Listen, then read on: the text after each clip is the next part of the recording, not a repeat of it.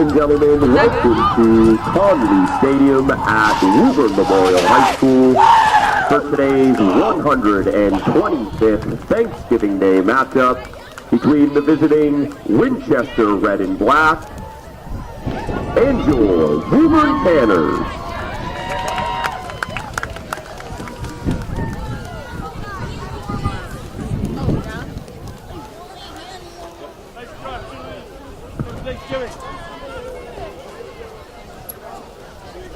Oh, okay. What? Oh.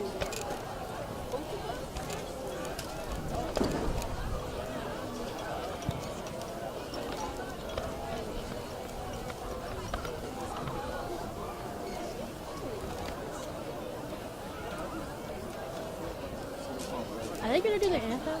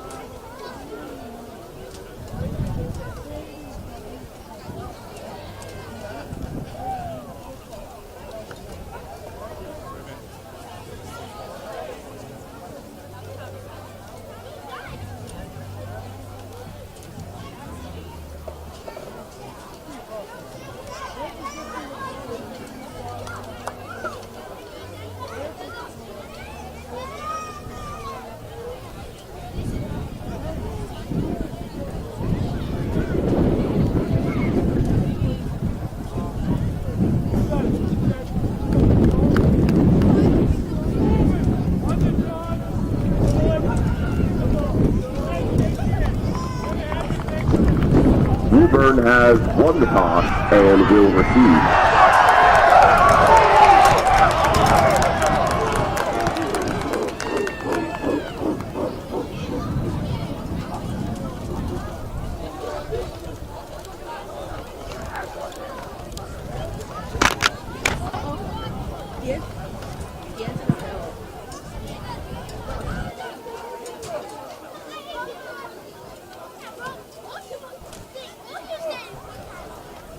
Yeah, you got me? Okay. Ladies and gentlemen, please rise and remove your hats for the playing of our national anthem.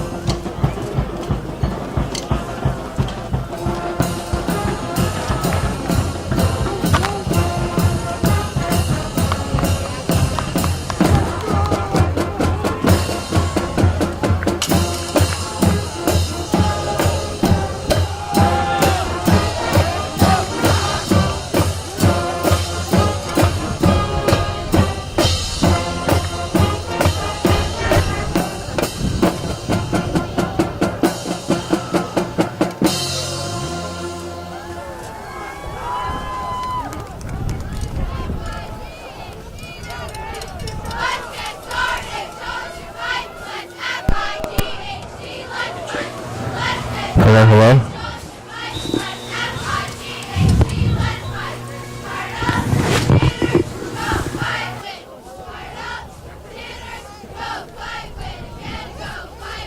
Where's Anthony go? Anthony!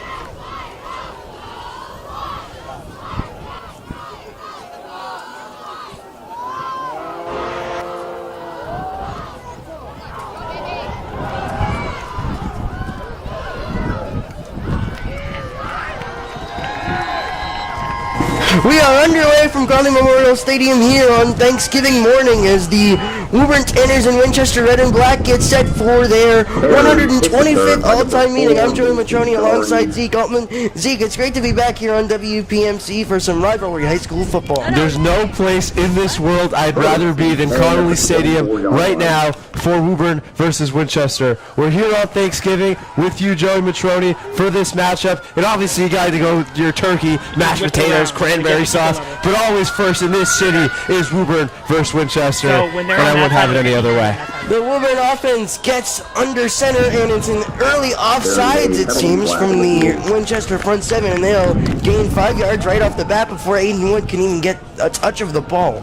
Look, you know how powered this Winchester team is, obviously making it to the state semifinals this season. So Woburn going to have to force some unforced errors, actually, and Winchester are going to have to just play their game if they want to win this one. But Woburn, they might have some tricks up their sleeves, obviously with Mr. Quayle, with head coach Jack Belcher.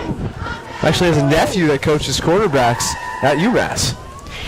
Aiden Wood under center as a man comes in motion. The handoff goes that way on a sweep motion, and just outside the 30-yard line the tackle is made. That was number 16, Jonathan Verdier, on the carry on the jet sweep motion on the first offensive play of the day. Now the key for Aiden Wood is you don't want to go backwards, right, Joey? You don't want to go backwards. You always want to keep going forward. And the offsides is a perfect way to start off your drive. Now you move to a second down and about 5 with that no gain. Kind of opens up your playbook a little bit.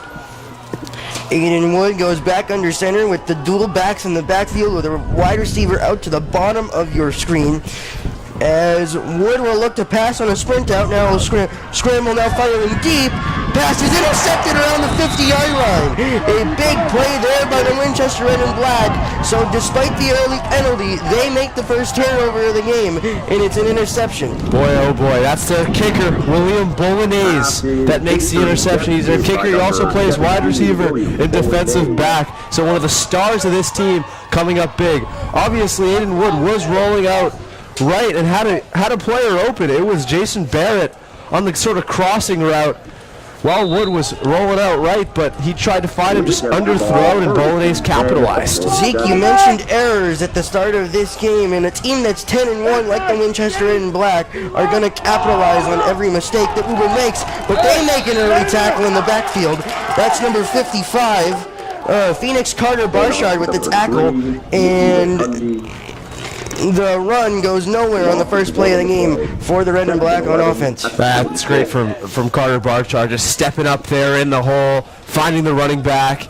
Great job by Carter Barchard there. Roman O'Connell, the quarterback, number 12 for the Red and Black, gets the quick screen out wide immediately across midfield into the 45 near the 40-yard line. Go the Red and Black. Nice catch there by William Nelson on the screen and go, and he gets just about to the 38-yard line, let's call it, on the quick screen. Yeah, the second level for Woburn needs to be a little bit better there. Once it gets to those safeties, you know you didn't do your job in the front seven, so Woburn just need to be a little bit better. This Winchester team has a lot of weapons that can punish you. Nicky Rotundi in the backfield with O'Connell as O'Connell remains in the shotgun. Man came in motion now. Rotundi gets the handoff again. He does get to the second level just about there and taken down at the 35-yard line. So a better run after his first one gets the Red and Black offense to the 35. Yeah, flag came in there late. I'm going to think it's a holding there on Winchester, and I do believe that's what they called. It looked like Kenevi was trying to make the tackle, and you know when Thomas Kenevi doesn't get to a tackle, probably something was a little bit illegal on the other side. That will push the Red and Black offense back to just about the 48-yard line, so 10 yards from the original spot there, as O'Connell remains in the shotgun, waiting for the snap. Now he'll look back to his sideline for the play. Rotundi remains in the backfield, and number 17, William Bolognese, remains the top receiver as the handoff goes back to Rotundi again. The Tanners converge for a tackle just across the 45-yard line. Yeah, great tackle there from Mason Doherty, stepping up there in the hole, finding the running back, taking him down. Good play there on first down, and continue the long set of downs for Winchester. 2nd and 16 coming up from the 43-yard line for the red and black offense. O'Connell's been in the shotgun for the majority of this start. Free rusher coming and a quick screen. A beautiful tackle and great defense there by the Tanners to shut that screen down early. You know, it's all about Gavin Driscoll, Joey. He steps up and gets to the quarterback there, forces kind of a safe pass option there. The linebackers there to clobber up the screen pass from Winchester. So a really good job collectively by the Woburn defense. 3rd down and long coming up here for the red and black after a wonderful play there from the defense of the Tanners. Bolognese remains the receiver out wide to the bottom of your screen with an offset receiver in the slot. O'Connell remaining in the shotgun as well. Now 81 comes in motion for the Winchester red and black. O'Connell waiting for the shotgun snap, waits around, looking to go deep, pump fake, still has it, over the middle, it's caught, 1st down and much more. Down the sideline he goes, still alive, and it's a touchdown for the red and black. That's number 1, Ted Berdeski with the receiving touchdown there, and the red and black open up the scoring here at Common Memorial Stadium. Credit to Winchester's offensive line. Gave O'Connell so much time in the pocket. He was able to step up. Credit to him and find Berdeski rolling all the way across midfield, and he broke a couple tackles to get there. Just an incredible throw from O'Connell and a great catch and run from Berdeski. It was a crossing route that forced the interception by Aiden Wood on the Woburn offensive end, and on the defensive end, they can't stop the crossing route as the extra point is up and good. And Berdeski gets the touchdown, Bolognese with the extra point, and the red and black and their high-powered offense go up 7-0 early.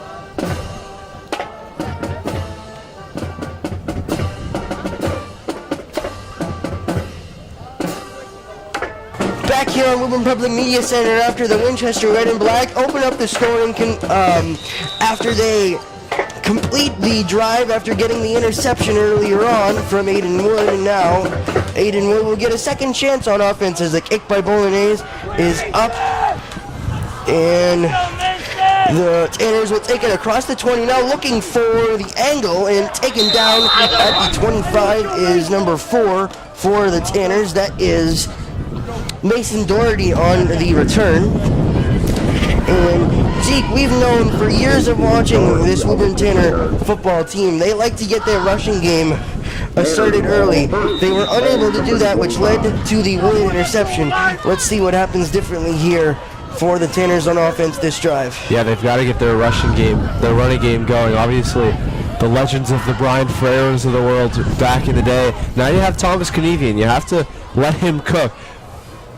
Gillespie and Knieven, the slip backs in the backfield with Wood under center. They'll go to Gillespie, who's looking to get to the edge. He cuts back inside, so a minimal gain on first down out to the 25-yard line. You know, that's tough, Joe. You got to pick up something there. You have to, find a way to get 2-3 yards, maybe power a little bit forward for a fourth, but no gain there. That's a present for the Winchester defense. Yeah, and there was some misdirection in the backfield there by Gillespie before getting the handoff from Wood, so he was already kind of behind the line of scrimmage and had to do all of that work just to get back for no gain. Yeah. If you're Winchester, those kind of plays, you'll be thankful for. Same style formation here for the Tanners as Wood under center. Doherty comes in motion. Now they'll go to a toss to the other side for Gillespie again, looking, and he will remain at the 25, so no gain once again as the red and black converge for the tackle. Yeah, Joey, that's the thing right there, right? A couple misdirection runners there. Breaks a couple tackles, but then there's an issue because 7 different Winchester defenders are right there in your face, and you're not going to break that down. So obviously Woburn need to be better on their blocking assignments, getting out there to that right side. They spot Gillespie with a gain of 1, and now Wood in the shotgun on 3rd and 9 with trips to the top of your screen. Wood sprints out that way, looking to throw, firing, and it's caught by Gillespie across the 30, near the 35, fighting for the first down. And it looks like he does have it as the referee signal to move the chains. That's Woburn Tanners football right there. Just the catch by Gillespie and then the power forward churning for those extra 3 yards. That's passion, that's commitment, and that's the wanting it on Thanksgiving. Using the run to open up the pass, that's what Jack Belcher wants to do. It was a 3rd and long situation there on a 3rd and 9, needing something from the pass, and Gillespie and Wood connect there for the gain and the first down. Now full house backfield as the Tanners look to keep it rolling with Wood under center. He will take the snap and go up the middle, and there goes the runner. It's Gillespie again, just near the 50-yard line. He'll be taken down at the 48. No, that's what one play can do to you. The prior play, Gillespie churning out for that first down, gives you confidence. You go into the next play, you bring the full house backfield in, give Gillespie some support. He runs right down the middle for double-digit yards. He picks up first downs on back-to-back plays as the Tanners offense finally gaining some rhythm after the interception on the first drive. Kennedy in a 3-point stance on the backfield with Wood under center. They will go to Gillespie again, looking to bounce to the outside. Great coverage there by the Winchester red and black front 7, and he's taken down at the 45-yard line. Yeah, right through that B gap there for Gillespie. He's finding his rhythm, right? And the offensive line also finding their rhythm, doing a great job blocking, especially that left guard, left tackle slot. Finding Gillespie lanes and angles. Every time kind of Woburn roll right, it's been okay. Not too much going on, but that left side really providing an outlet for Gillespie and Kennedy. Aiden Wood finishes his conference with head coach Jack Belcher getting the play call as he heads back into the huddle now as they break the huddle at the 45-yard line. Tanners remain in a full house backfield with 2 fullbacks and Gillespie the lone H-back as well. Wood with a ball on the ground, it seemed. The bunched backfield there turned into a mistake there from the Tanner, Zeke. Yeah, that's what I'm talking about. Just staying ahead of the downs right there. You can't do that. You can't waste a play like that. 2nd and 5. That run by Gillespie got them into a good spot, but now you're facing a 3rd and a little bit long because of that mistake. 3rd and 5, ball spotted at it looks like the 46-yard line for the Tanners as Wood gets back into a huddle. Zeke, what do you think? The Tanners looking to pass here again, or kind of assert their strength in the run game? I think you got to pass here. Look for the play action, though. Wood hands it off to Gillespie, and a wonderful tackle there by the Winchester red and black number 18. That is a tackle by number 18, Quinn Pimentel, for the 3rd down tackle. Boy, Joe, you could see what they were doing there. You could see the success they had on the run plays, the plays prior. But I don't know, I think you go for a play action. You have the full house backfield. You fake him out with that. Have maybe a tight end go out, post route. That stuff could work, but now it looks like they're going to go punt. They briefly end the offense out on the field, but they do elect to punt the ball. Line drive kick off the hands of number 5, still loose on the ground. And still loose. Tanners believe they have it. Looking for a signal. So the ball actually rolled out of bounds off of a Winchester player.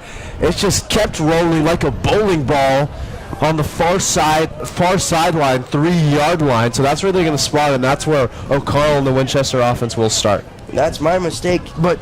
Oh, no, Joey, not your mistake. Looking at the excitement on the Tanner sideline, for a moment it looked like they had it, but they do no matter what in the red and black offense back deep. They had success with the Berdesky touchdown.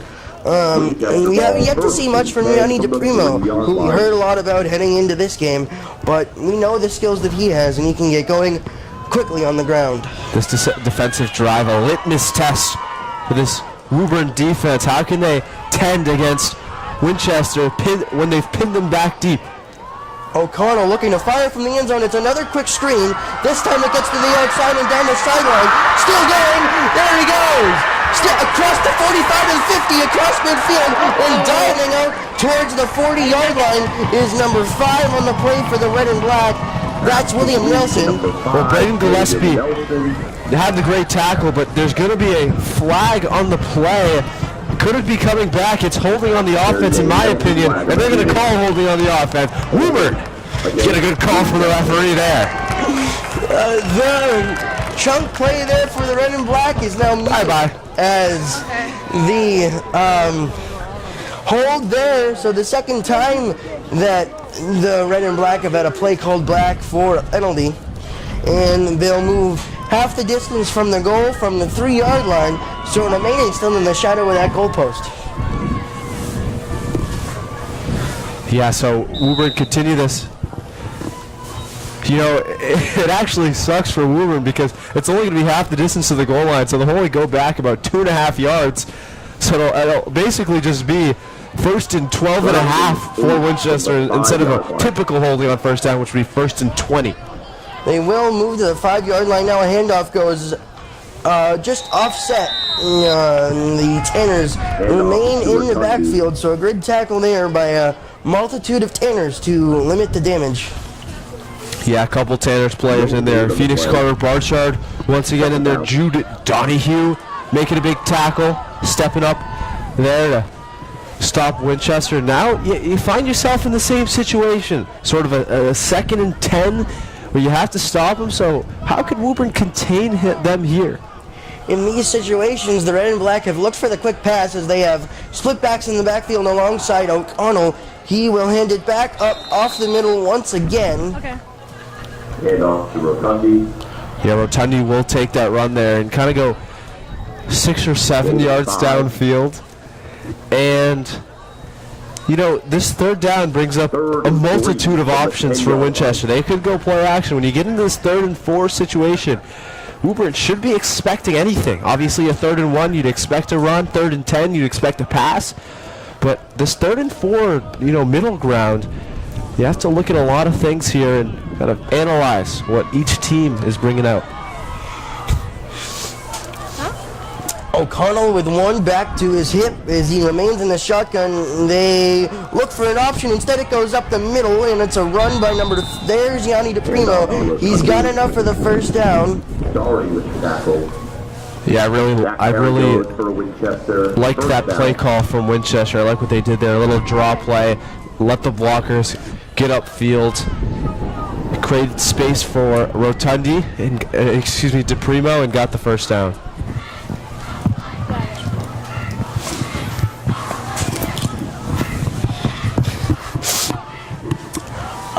O'Connell remains in the shotgun. This time they go to a sweep to Rotundi, looking to get to the edge, and a multitude of Tanners get towards that sideline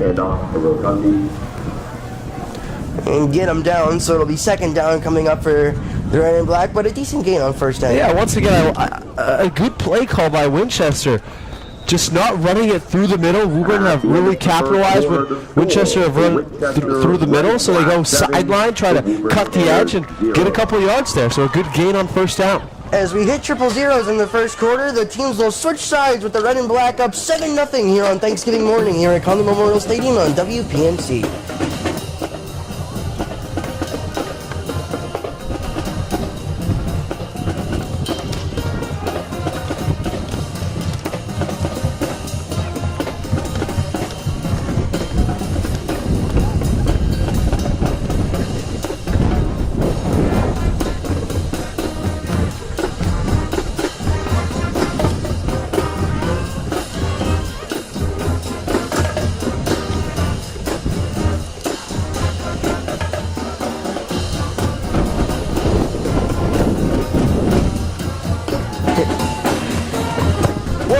here on WPMC as we're delighted to be joined by former Woburn Tanner quarterback Hadi Bilal and former colleague of ours here at WPMC. Hadi, great to have you with us here on this Thanksgiving morning football game with the Tanners down 7-0. But we know what these Tanner football rivalries are, and these are the type of games where you can throw the records out the window. Oh, of course. I mean, thank you guys for having me here. I mean, the lovely thing about Thanksgiving is that as rivalries are rivalries, so like anything can happen. Records, like you said, records don't matter. I mean, you could think about some of the games that when I was here as a Woburn Tanner, you could think of 2021 in Fenway when Woburn had a much better team, you could say, on paper, but Winchester fought to the very end, and obviously remember that Ryan Rush amazing last play. So yeah, rivalries don't matter, and obviously in this case, this year, we have Winchester having a much better team on paper than Woburn, but like I said, anything that happens in these rivalry games, especially Thanksgiving, it means a lot to these kids, so excited to see what will happen the rest of the way. Rotundi sprawls out across the 20 on the second down run to bring up third down. Well, Hadi, obviously 11:37 left in this second quarter. What's been going on for you? How's your life? Obviously, we haven't heard from you at Woburn Public Media Center. You've been like a ghost, Casper. Yeah, I mean, I was here in the last year's game against Reading. Unfortunately, that was quite a blowout. I don't know if many people saw that one. Oh. Tanners just missed intercepting the screen. Now it goes outside to Rotundi across the 30 near the 35-yard line. Plenty enough for the first down, and this drive will continue for Winchester. Yeah, but anyways, it's great to be back, and good to see you guys. Happy Thanksgiving. Happy Thanksgiving. What's your favorite Thanksgiving tradition, meal, food? Obviously football. We don't want to be basic. That's the obvious one. Oh yeah, football is definitely number one, but if I had to pick a food, man, like, I know a lot of people say it's not about the turkey, it's all about the sides, but I gotta disagree. I think I'm all for the turkey. I love my protein. Handoff up the middle now across the near the 40-yard line. Staying on his feet is the runner Rotundi, and just out of bounds near the 50-yard line. He'll be taken down actually at the 45. You know, Joey, back to the football. I mean, Winchester really finding a rhythm in their run game. That left side doing a really good job getting Rotundi a lane out to that sideline. So when he gets to the sideline, it's really about the corners making tackles. And Woburn doing a good job when it gets to that third level, but other than that, their linebackers have to be better at breaking down the tackles of Winchester. They remain on the ground here. This time, great penetration by the Tanner front seven. In the back pops out. Tanners believe they have it, waiting for a signal. They're waiting for a signal. Head coach Jack Belcher all the way on the field. Near the 36-yard line as Belcher's waiting for. And it looks like they're going to give it back to Winchester here. The ball came out, and it was a really good tackle by Braden Piscini, who stepped up there. The ball came out, and they're just going to give it right back to Winchester. Jack Belcher just wishing the refs a happy Thanksgiving there. The red and black do fall back on the football, but that brings up a 2nd and 16 as we are under 10 minutes to go here in the first half. Red and black up 7. Same type of thing once again. Two cannons in the backfield. That's number 54 with the tackle. That's Nick Black right there. Step it up in the backfield and making a big tackle on Rotundi, who was going nowhere. Tanners push the red and black back even further as they bring up a third down. 3rd and 17, so a 3rd and long situation. Kind of forced into a passing situation, it seems here, as he'll drop back into the shotgun. Here comes some pressure. Looking deep down the field, he's got a man, and it is caught. And once again, the Tanners get beat deep for a touchdown. Oh, mighty Ted Burdesky once again. When the Tanners have Winchester pinned deep on a 3rd and very long, it seems like that's when O'Connell shines the most, finding Burdesky on a deep crossing route. But there is a flag on the field. It was a personal foul on sportsmanlike conduct going against Winchester. The touchdown will stand. Yeah, another time where they find Burdesky on that deep route, and Woburn just can't find him. It's not great coverage, not great focus, but they have to refocus here and try to figure out something. But that's 14 points off a 3rd and longs for the red and black. As Bolognese waits to complete the extra point. Still looking towards the scoreboard. Now he'll get set. As we've got a Winchester coach having a discussion with the head referee of this morning's ball game.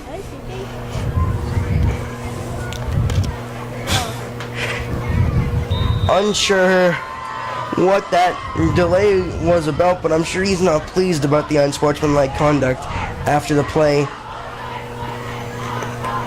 Snap down, kick is up, and the kick is good as Bolognese does make it 14-0.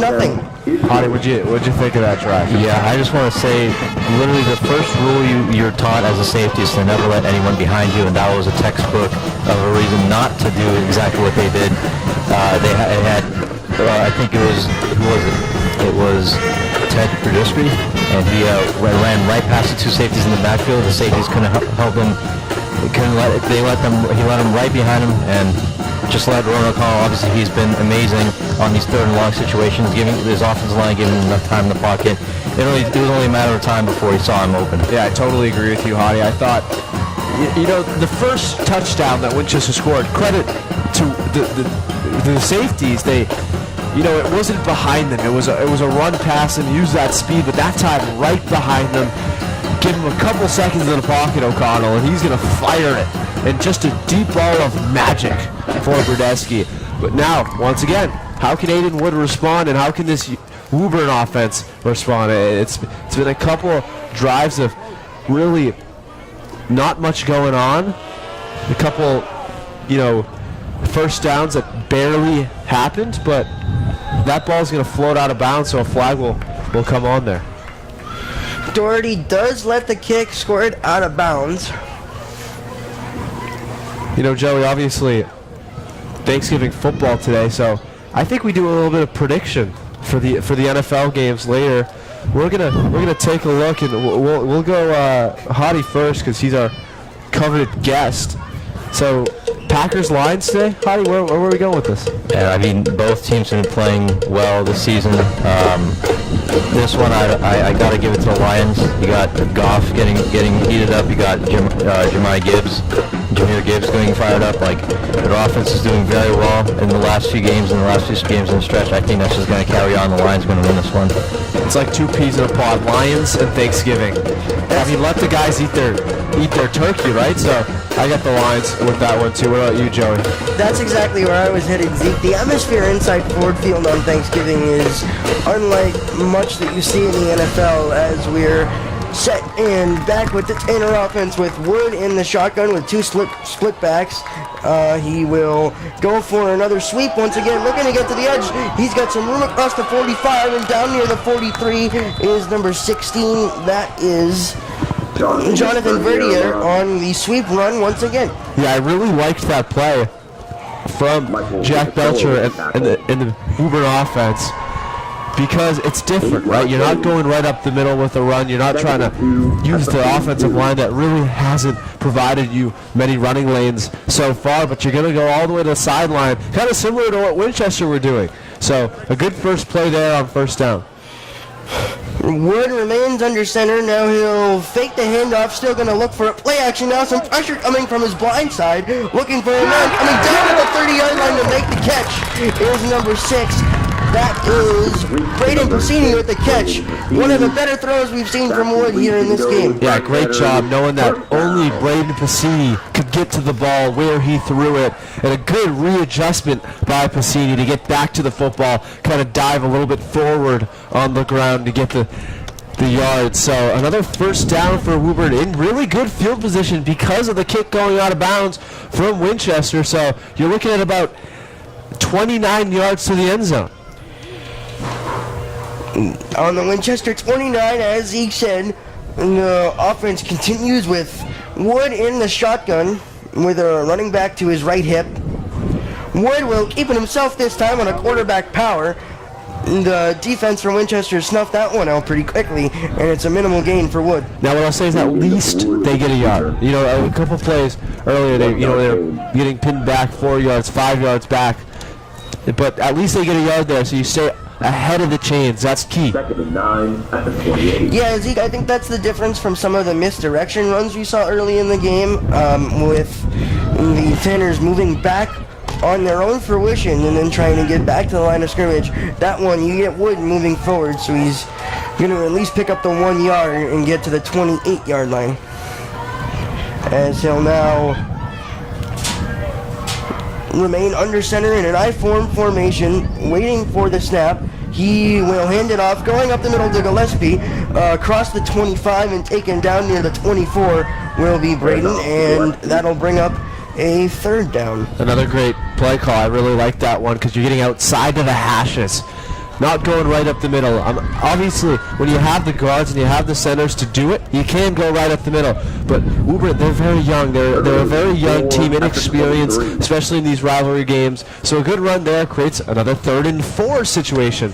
Where you think in play action, you never know what you can get here. 3rd and 4 with Wood remaining under center. Knievy and Gillespie the backs. This one goes to Thomas up the middle, using his strength to pick up the first down and a little bit more. And that's great. Obviously that time it is a run up the middle, but you know, when you sell everything, you can, because you have so many options to go to. Winchester don't know what to expect, so they're committing guys all around the field. What'd you like about that one, Hottie? Yeah, I was glad to see Thomas Knievy establish his run. He's a great first down. Speaking of this whole drive, they've been driving this whole time, finding some good plays. Still haven't seen the pass yet. The run's being established. You think you'd see a little play action here and there near the Indy red zone? They pick up the first down with Wood remaining under center. Let's see if it's a play action from the 13-yard line on 1st and 10. He will hand it off once again to Thomas Knievy, looking to continue that strong running, and we've got a flag. Yeah, they're going to call false start here. Looked like on the right tackle, as Belcher will point to Winchester, but it was pretty obvious, I thought, on Woburn there. But they're actually going to call offsides. They do end up calling offsides. Wow, I thought it was point blank. Offside.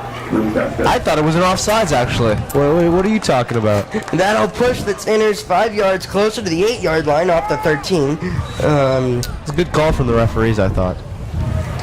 You see an offsides there, Hottie? Well, I think if the defensive player enters neutral zone and causes an offensive player to react, I think that can account for a neutral zone infraction or probably an offsides in this case. Here's the full house backfield from the 8-yard line. The handoff going up the middle to Gillespie, and he stopped right at the point of contention. Yeah, really good tackle there by Sean Garrett of Winchester, just stepping up there into the lane and taking down the Woburn running back. It's another packed Woburn crowd here at Connolly Stadium. Obviously 2 years ago we had that same crowd, and it was Caden Davis who had that game-winning touchdown, smacking that left pylon. That's such a great memory, obviously. Joe, your call in that game was just unbelievable. Thank you. Hottie was on the sidelines for that. Was that touchdown enjoyable? That was from your very enjoyable. Basically childhood friend? Exactly, yeah. We were down quite a bit at halftime. We had to get something going. Halftime, I made some adjustments, and it's just those two guys, Kane Davis, Brian Ferreira, putting the game on their back, and just unbelievable showing out from them. And I'll never forget that play from Kane Davis getting that left pylon on the north end zone, and the rest is history. Now, so Woburn call a timeout here, Hottie. 2nd and 5, obviously at their own at Winchester's 8-yard line. What's the discussion here with Coach Belcher in this huddle? Yeah, like we said earlier, like you could think about that play action, but you know, maybe some reverse psychology. Maybe Winchester's expecting the play action, so you run it again up the middle with Thomas Knievy, because you can never go wrong running with Thomas Knievy. But yeah, I still wouldn't be surprised with the play action. I mean, it's worth, before going with the pass play in the red zone, to have a little discussion beforehand. But if it doesn't look good, what the defense looks like doesn't look good, then I don't see how you go wrong with running with Knievy. Yeah. So, Joey, what would you think here for this? From a passing standpoint, I think you've seen the most success from Wood on those sprint outs. So if you're gonna draw up a play here, if you're the Tanners, you're going to continue to look to that sprint out and then kind of level the receivers, all flooding towards one side of the end zone, and then whichever throw Wood likes best, then he can make the decision to either head towards the end zone with the throw, or if he's sprinting out already, then he can take it himself as well. Well, the key here is you got to get a touchdown on this drive to cut the score in half, because you don't want Winchester with the ball with the potential of a 2-and-1, a 2-for-1 with 3:45 left in this second quarter, because you know what they're capable of. Tanners go with a full house backfield with Gillespie almost standing straight up and Wood under center. They will go to Gillespie up the middle, still fighting, and I think he got it, Joey. I do think he got it. He'll have enough for the first down, and they'll mark him down at the 2-yard line, and I believe off the offsides were originally headed for a 1st and 5, so that'll pick up the first down. And yeah, the sticks are a little bit sluggish today. Wake up! First down. That is good enough for a first down. So the Tanners will have 4 chances to punch this into the end zone with under 4 minutes to go in the first half. As you said, Zeke, the 21-0 deficit that the Tanners are at the possibility of facing, that one you just can't have. All right, here we go, Joey. Aiden Wood down low there. Under center, 2 split backs as well. He will hand it off to Kanivi going up the middle, and he's in for the Tanner touchdown. A very much needed touchdown for the Tanners offense. Comes courtesy of Thomas Kanivi, and they are an extra point away from cutting the lead in half. And so many times we saw that play in our high school tenure, Joey, with Brian Ferreira just trying to power his way through the fullback. That time Braden Gillespie, and a really good job by Kanivi just staying put, staying up, staying powerful to put the Tanners back the deficit to 7. Gail Cirillo knocks down the extra point. It is 14-7 in favor of the red and black, but the Tanners get their much needed score and cut the lead in half. Howdy, what'd you like about that drive there? Yeah, that was amazing. They finally got something going as well on the offensive side of the ball. They were kind of struggling those first few drives, but ultimately leaning on the run. This is what Woburn does best, and that's what Woburn is known to be, being those Tanners that drive down the field, run right down your throats, and we saw that great example of that even against a team as good as Winchester. Now the pressure shifts to the defense with 2:51 remaining in the first half, looking to keep the red and black off the board and go into the half with a deficit of only 7. And a great job by Woburn there. I think, like you said, Hottie, I just thought the consistency throughout the drive, similar plays, but also different kind of styles, different sets by the offense, all culminating in a touchdown. But now it comes to the defense. They have to make a stop here. They have to stop one of these 3rd and longs and force Winchester to punt. That's what needs to happen here, because then if you stop them early, you have a chance at maybe a field goal, maybe a chance to cut that deficit down. But it's all about the stop right now. Yeah, I was going to mention something about that at halftime, but I think the topic came up. The defense has actually been playing well, if you think it or not. But even with the 14 points up on the board, they let up almost every play but those 2 big plays that let up have been a great performance by the defense. It's just if they can secure the backfield, have the safeties understand their assignment, then the score would have been 7-0 Woburn right now, but that's football, Hottie. That's football. As the wind picked up, the Tanners go with a pooch kicking, and it'll go out of bounds right at the 25-yard line, and that's kind of exactly what you didn't need in giving Winchester some good field position, and when you're needing to stop their offense heading into the half. Well, yeah. I mean, that's point blank period. You can't have that. As a defense, you get pinned back all the way, and you have to start at this 35-yard line opposed to maybe a 20 or a 25. So this is a first down that you don't get the reassurance of.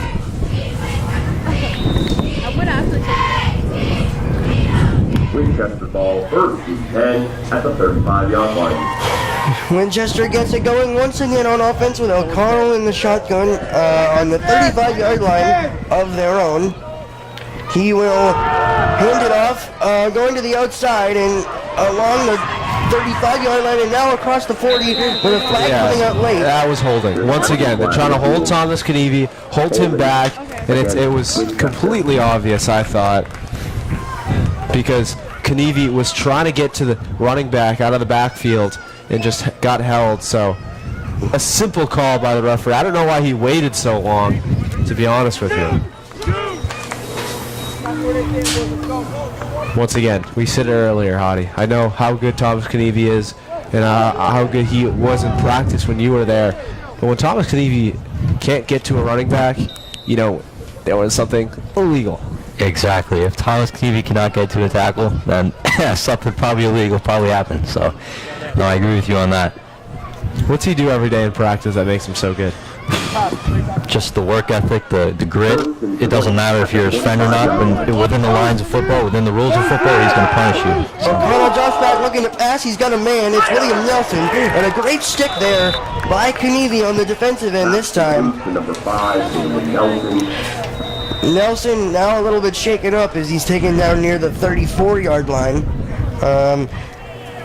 Looks like he'll be able to get up. He will stay in for the moment. No, it looks like they'll have Keith Galvin in for him, but just another situation here where there was a holding on first down for Winchester. Woburn had the chance here on 2nd and 11 to make it look a lot better. So this is their chance to capitalize right now.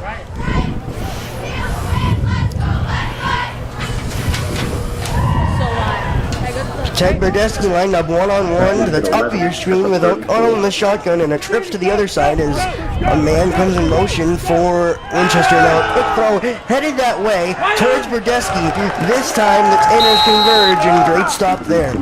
And now, Joey, we find ourselves in a very, very similar situation. A 3rd and 9 here, another 3rd and long. Who do they have to stop? It's Ted Berdesky. We'll see where he is on the field and track. I see him in the huddle there, but it's all about O'Connell and finding Berdesky. That's what it's been about, but let's see if it's about a sack here. See if Woburn can get to the quarterback. O'Connell fakes the handoff to play action, looking over the middle. He's got his man across the 50-yard line near the 45, and they got the first down, and the drive will continue for the Red and Black. So once again, the Tanners unable to get off the field on 3rd down. Yeah, just so simple there. Obviously, a lot of the attention on Berdesky on that near side, but obviously Woburn also sending 5 in pressure, leaving Bolognese wide open on the far sideline. Howdy, what did you see on the pass coverage there for the Tanners that left their receiver open? I think the pressure was a great idea. However, let's see this play. As O'Connell's looking, he thought about going deep ball off the hands of number 81. Yeah, I was going to say it on the last play. I think everyone who was paying attention to this game knew the ball was going to probably Berdesky, but even then, they left him one-on-one on the near side of the field, which I thought was quite interesting. I know you guys are they're rushing 5, but leaving him one-on-one on the near side, well, you know, on the past 2 big third and longs, he got the long catch down the field. I don't know if that was the right idea. I don't know what they were thinking there. Michael Ficacello, the receiver there on that one, or a tight end I should say rather, was open. Saw some green grass ahead of him, Zeke, and it looked like he forgot to bring the ball in before moving down the field. Yeah, a little bit too focused on getting extra 15 yards before catching the ball to get the 15 yards you already had. Ficacello, I mean, that's an Italian name if I've ever heard one. Stoppage here, and it looks like Winchester took a timeout with just about 1:13 remaining in this first half.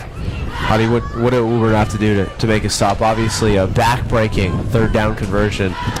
Yeah, really, those 3rd down conversions are killing Woburn at this point. If they can get the stops they were due to get earlier in this game, apart from those 2 huge plays, I think what they're doing right now is exactly what they need to still be doing. They're doing quite a good job on defense. It's just past the 2nd level, allowing the receivers to just run right past the DBs like that.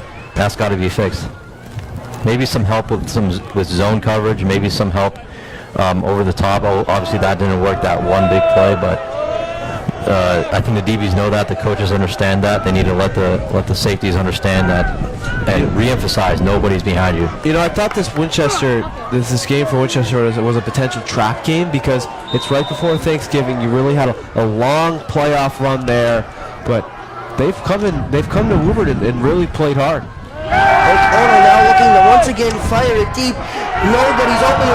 He'll instead take off on his own, and he'll be nearly tripped up around the 40, staying on his feet, and then a convergence of Tanners make the tackle. That's another issue of just not getting to the quarterback, giving him so much time. And once he went through all of his different reads and said, hey, I don't have a pass here, he just stepped up in the pocket and ran, and he ran with precision, obviously creating a third down now and 4. So another big chance for Woburn to capitalize. Yeah, credit to the Winchester offensive lineman for allowing the Winchester playbook to just completely open up. You want to rush 5, well, they're going to get one of their great receivers one-on-one. You want to do a regular defensive concept, then Ronan O'Connell can just read through all his reads just his last play and decide, hey, I just want to run it, and he's got some open grass in front of me.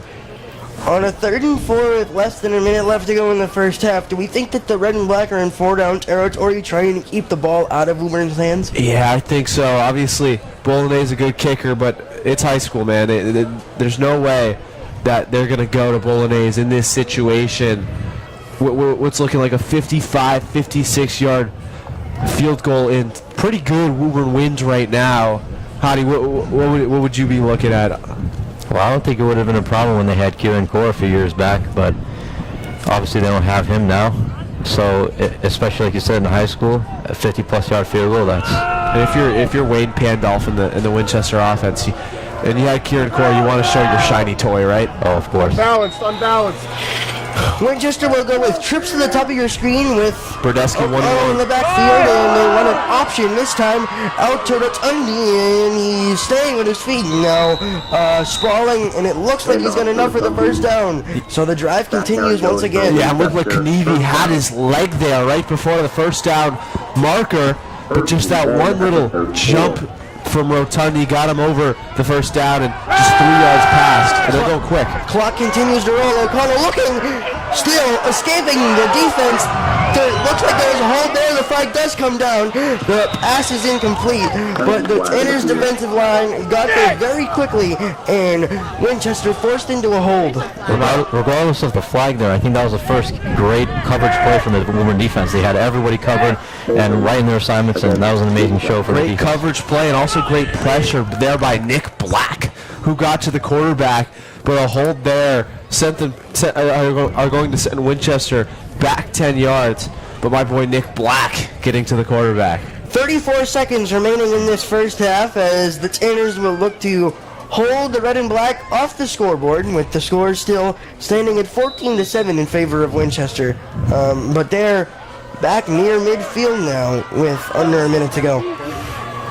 Yeah, like Hadi said, just a full package there from all parts of their team. So great job by Woburn, but can they continue this now? They're looking at a 1st and 20. That's the thing they got to do consistently. O'Connell now looking to pass, still some pressure coming. He'll have to dump it off to Rotundi. He'll get across the 35. Gets a lot of it back there with that play. Rotundi just had a chip block to start the play, and then just rolled out towards that right side wide open and just picked up as many yards as he could. Now it's a 2nd and 4. Making the catch near the 35 and getting to just about the 25-yard line, making it a 2nd and 4, as Zeke said. 2nd and 3 at the 27. 2nd and 3, they'll rule it with the mark at the 27-yard line with 26 seconds remaining on the clock. O'Connell fakes the handoff play action, looking right now, coming back towards the middle, and he'll dump it off the hands and incomplete. Once again, Ficacello unable to make the catch. Yeah, it was great coverage by Mason Doherty, though, but I don't think he knew it for 3 seconds there until he turned around at the last second. So a great job by Doherty, whether he knew it or not. Sets up Winchester in yet another 3rd down situation. Yeah, I think if Mason Doherty turned his helmet around like maybe 2 seconds, 1 second beforehand, that could have been something special. Could have pick 6 potential. Timeout called by Winchester with 19 seconds remaining on the first half clock. In the familiar third down situation that we've talked about so much this game so far for the Tanners, they've given up both of their touchdowns on third down connections from O'Connell to Brodesky, and look, just as we've said, trying to get off the field with no scoring for the Red and Black. Yeah, Winchester have been perfect on third down conversions in this game so far. And it's been a credit to them. They've shown resilience. They've shown their experience in these big moments. Obviously, they got to a state semifinal, and you can see why, right? Yeah, and Zeke, we saw throughout the season just how good this Winchester offense has been. They come into this game with a point differential of plus 262, and that's with losing a game 49-0 to Catholic Memorial. Sheesh. That's some good stuff, right? Still so surprising the Catholic Memorial's Division II team. That should really be changed. Are you calling for an MIA change right there? Yeah, I am. I agree with you. I think everyone in the state probably agrees with that. O'Connell dropping back, looking to fire, pump fake, still some pressure coming down, fire on a cone out, and deflected. And Tanners believe it's incomplete, and it looks as if it is incomplete. That'll bring up a fourth down. O'Connell immediately heading back to the sideline, looking to But the offense will stay on. Yeah, he's backing up. Towards the sideline to get the fourth down. Play call is O'Connell. 11 seconds left. With 11 seconds left, Zeke, I think their goal here is to take as much time as you can and take a shot to the end zone before half. Instead, they run with a handoff to Rotundi, looking to get to the outside. It is good enough for a first down and a timeout, the final one for Winchester, I believe, with about 6 seconds to go in the first half. Boy, they're not going to take a field goal. They're taking a shot to the end zone here, because if you wanted to take a field goal, you just take it on the play prior. Maybe one shot to the end zone here and then a field goal, but boy, I think Winchester prepared to really bring the hammer onto Woburn here. How do you feel, Woburn defense? You're looking to keep the Winchester offense in the middle of the field without timeouts, right? Oh yeah, you try to keep them in bounds 6 seconds. Any play in bounds will run out the clock. Winchester understands that. Like you said, Zeke, they're going to look for the end zone. If not, the field goal. It's too valuable, the field goal, because it will put you up 2 possessions at the half. Right now it's 1 possession. So really that field goal is really key. And it was interesting they didn't go for it on that fourth down there and ran. But now that they're in this position, first down, and at the 19, 18-yard line, looking like they might take a shot to the end zone, especially with 6 seconds. Zeke, you know who we have to keep an eye on this play. It's Ted Brodesky, who's got the 2 touchdowns so far for the Red and Black offense, and he's just been doing it all with his speed. Yeah, it's bound to be a passing play. There's no really chance of a running play, but keep an eye on Rotundi out of the backfield, though. They've let him loose a couple times. Tanner's set to rush forward with O'Connell dropping back, looking to fire. He will go down the middle, and it is deflected and incomplete. Thomas Community makes the back down with 1 second remaining on the clock. Boy, if only he just tipped it up in the air for 1 more second. It looks like Winchester. It looks like that's it. That's the half right there. The final This is a. Winchester's not going to like that. They did see 0 on the clock. They did see the 1 second on the clock. The 1 second did for a moment run off the clock. The entire Woburn. That's that home field advantage right there. The entire Woburn team is headed to the locker room, and Winchester believes there's still 1 second on this clock. And a flag on the play. Wow, it looks okay, so it looks like it's back on. Quite a confusion here. And it looks like the whole sideline's coming back. No one knows what they're doing. Well, since there's no timeouts and there's an incomplete pass, how is this going to affect the play clock? Because the play clock should have been running if there was 1 second. Jeez, this is a lot of stuff we don't know here. As a little bit. Flag still on the field as now the referee does pick it up. Well, it's because of the flag, the play clock stops. Right. It's probably maybe a delay of game on the defense of some sort. I think Coach Belcher and company were trying to convince the refs that the half was over, but it was pretty obvious. It was 1 second left. Guess the scoreboard operator just really wanted Woburn to get to halftime there. The defense back on, one more play. Coach Belcher standing along the 25-yard line looking to get an explanation here from one of the assistant referees. He's on the field. He's in the Winchester huddle.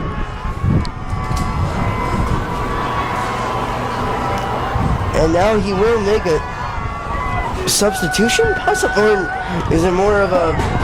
Oh, they're not kicking the field goal. As Belcher still on the field. They might call the 12th man on the field for him. I mean, I don't know. He could play a good DB. Why is he... looks like he's talking with Brodesky now. Like, so much confusion happening as we await the final play of this first half. boy, I thought that was a little bit silly by Woburn to try to do that, but a flat. Going backwards? We're going backwards now? What's the... Now we're headed back. So apparently there's a penalty. But it's 15 yards back. It's not just 10. Again, So it has to be like an unsportsmanlike conduct penalty. Probably one of the Winchester coaches. Those guys were pretty irate when Woburn was running out. honey, I think you have to be right about that one. As Maybe some words spoken while Woburn was running towards the locker room. Coach Belcher continues his conversation with the Whitecap, and now finally making his way back towards the sideline. Oh, the gamesmanship in this game. And now he's calling his own timeout. He was waving his hands in front of the side judge to make sure he got that timeout. And my God. And now the Woburn defense will have one more opportunity to I thought I seen a Hail Mary. Belcher twirled around like a ballerina to try to call the timeout there. That was unbelievable. Interesting end of the half here we have on the Memorial Stadium. Just to recap, the score 14-7 here in favor of the Winchester Red and Black, and it's O'Connell and Burdesky making connections on the touchdown. And This is classic Thanksgiving, Woburn Winchester right here. Thomas Kanivi gets the short rushing touchdown for the Tanners to get their 7 points on the board. And now one more play remains in this first half. After the Woburn entire team was headed to the locker room, they were brought back onto the field by the referees. And since then, the Winchester team has been brought back 15 yards for what we can only believe is some sort of personal foul related to how the Woburn team was headed back to the locker room. Yeah, I don't really know. I guess Belcher will make the case that there were zeros on the clock.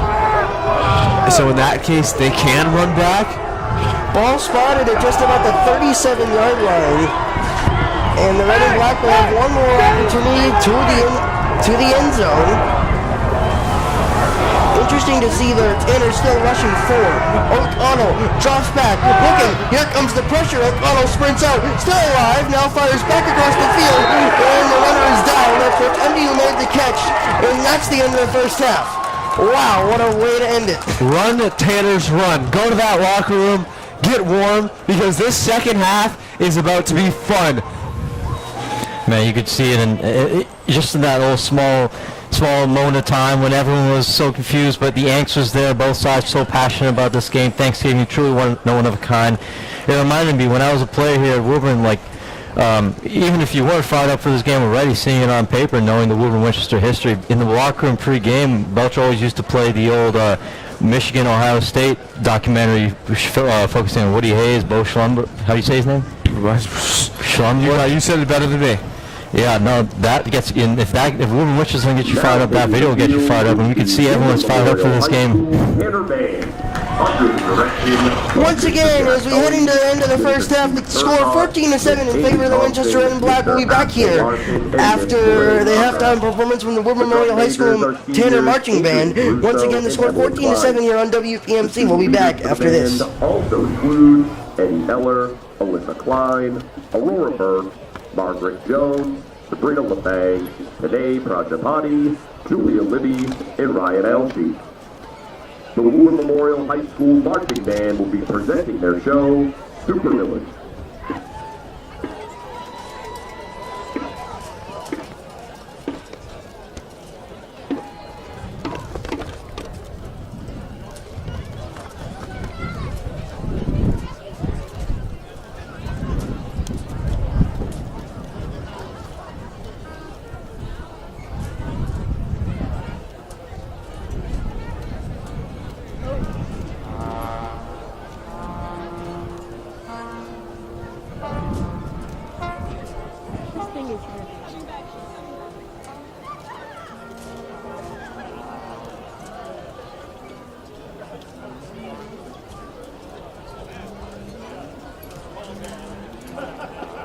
The what? The flock?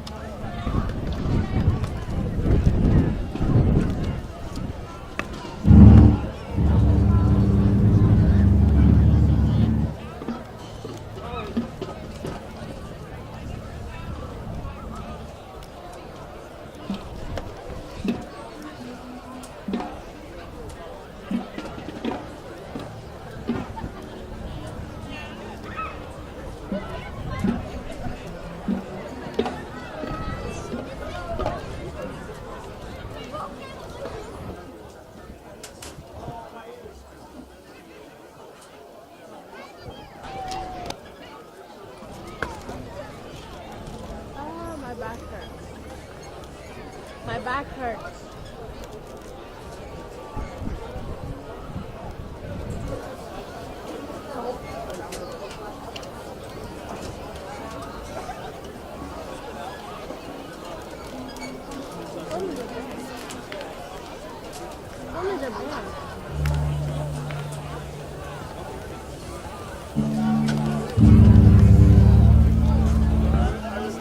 Drum majors, is your band ready? What?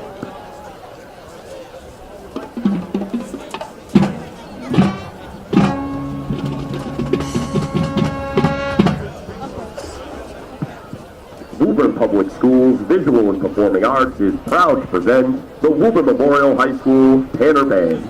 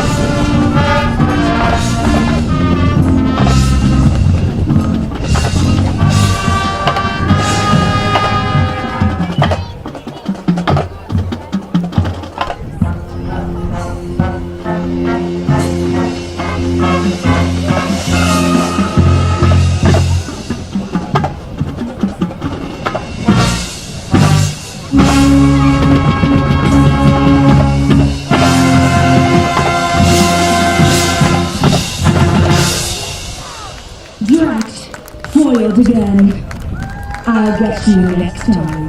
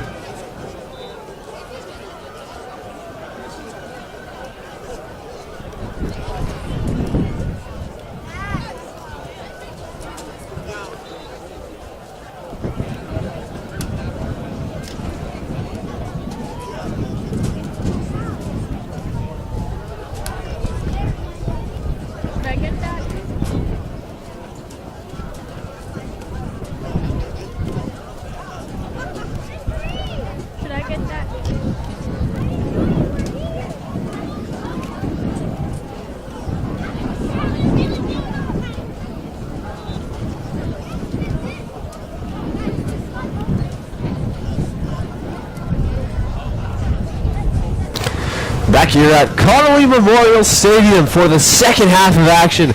Winchester 14, Woburn 7. It was a fun first half filled with mayhem, contest, touchdowns, and a lot more. But I'm Zeke Allman with my good friends Joey Matroni and our special, just such a special guest, Hadi Bilal. But just want to talk about that first half. I'll start with you, Joey. What did you kind of notice with Woburn? What do they have to do better? Well, the first thing I can see is that it took them a while to get in their rhythm on offense, and we knew going in that they were going to continue to look to establish the run game.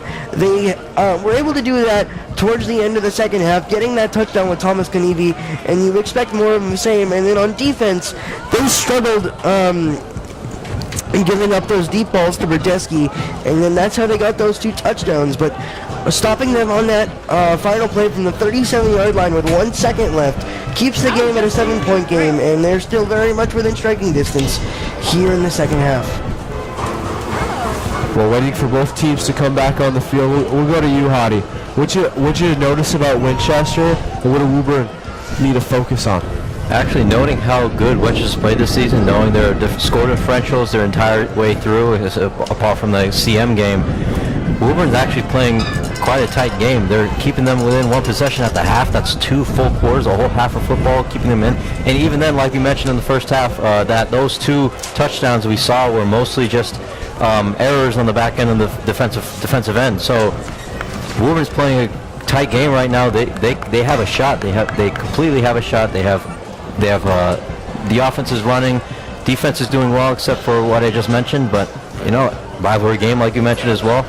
Anything can happen. Third down was the name of the game in that first half. So set and ready for the second half for Woburn. Gail Cirillo lines up for the kick. And he'll pooch it all the way to a Winchester. It bounces off a chest. He'll start running. That's Rotundi. He'll try to get to the edge, but Woburn members all there to make a tackle. Zeke, you saw the ball come live off the hands of Rotundi, and then the sprint was on for the inner special teams rather to get there as quick as they could and limit the return yardage. Once again, Woburn doing really well on those first and second down plays. A lot of penalties forced on runs, but it's been all Winchester once the going gets tough. O'Connell in the backfield with the running back to his right. Two wide receivers on the near side. He takes the snap. Hands it off to Rotundi. Crunching tackle by Kanivi. Gets there right away on first down. Kanivi went low on the runner there, Zeke, and he just took him down just across the 20-yard line in the ball stands. Another good tackle by Thomas Kanivi getting low.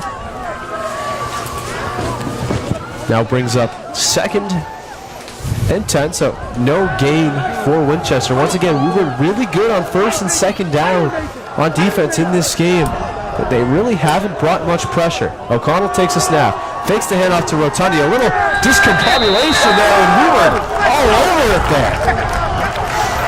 Looked like O'Connell kept it on that one, Zeke, and multiple Tanners were there to meet him in the backfield. He was going nowhere. But Zeke, look where you're at now. Third and long. Third and long. Phoenix Carter Barchard got in the backfield and said hello to Aiden O'Connell. What looked like a play-action fake had a little bit of miscommunication, and O'Connell really had nowhere to go with the football except into the arms of Phoenix Carter Barchard. I think everyone on both sidelines know exactly where the ball's going. O'Connell looking deep. He's going to fire deep. Looking for Berdeski. A flag is going to go into the playing field as that one incomplete, but it looked obvious. That's going to be a defensive pass interference. Jack Severance had his hand on the shoulder pad of Berdeski all the way through, and that's where the penalty is going to come. Yeah, it was Jack Severance along with Mason Doherty out there on the coverage, but O'Connell knew exactly where he was going to go with the football. That comfort factor as a quarterback, Hadi. I think that was more of a compromised play from the defense side as well. I mean, would you rather give up a touchdown or 15 yards? I'll take the 15 yards any day of the week. So I think that was a strategic sort of DPI to prevent the prevent the touchdown. And still a little bit of a lack of adjustment on Berdeski in this game as he almost punished them a third time on third and long. Kind of the same thing every time. Yeah, Zeke, I think what that shows is the only way that Severance was able to stay with him is if he was holding him all the way through. And good point by Hadi. Just want to give up 15 yards. As Rotundi trying to find the edge here is met by a couple Tanners. That tackle led by Jaden Doherty, the junior. Doherty lowering the shoulder there to meet Rotundi where he was in a textbook tackle there. So once again, Woburn containing Winchester on first down, brings up a second and 7. Still in Winchester territory at around the 32. Ball set up on the left hash. Rotundi once again to the left. Bolognese also to his left. He'll take the snap. Hand off to Rotundi. He'll break a couple tackles. Finding green grass. Breaks another one. Here he goes. Past midfield. Back to the 40. Into the 30. And a last gasp tackle by Braden Pizzini. Brings Rotundi all the way at the Woburn 25. Yeah, Zeke, on that one, Rotundi had a beautiful spin at just about midfield that opened up some extra room there, and he was able to just sprint. And then, like you said, last-ditch effort by Braden Pizzini to literally push him out of bounds to stop that run. And once Rotundi got past the hole, he broke a couple tackles of Woburn linebackers, and it was pretty easy after that.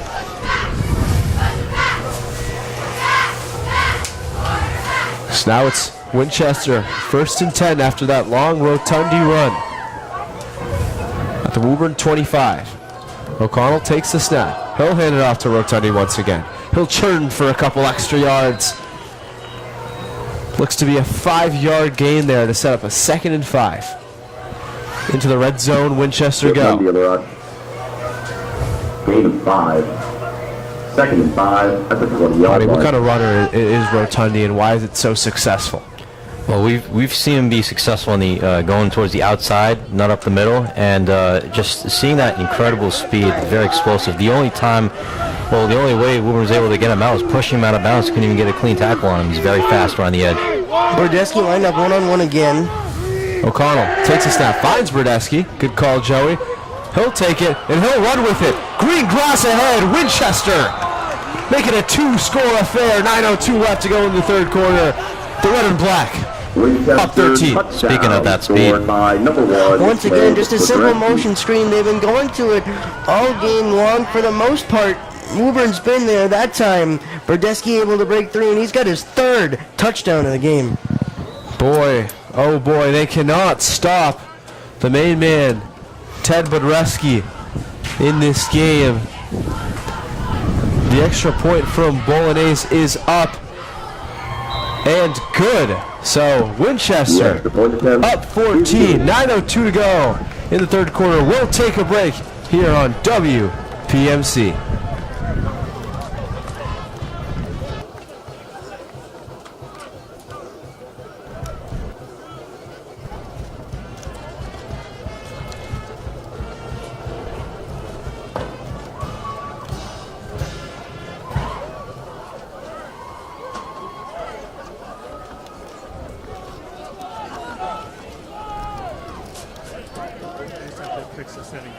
Oh, okay. Brian's here. Give me a second.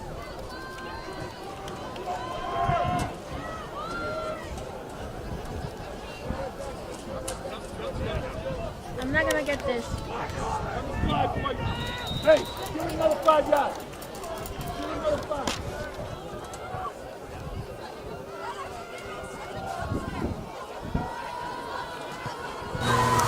And the kick away from Bolognese. Woburn will take it in.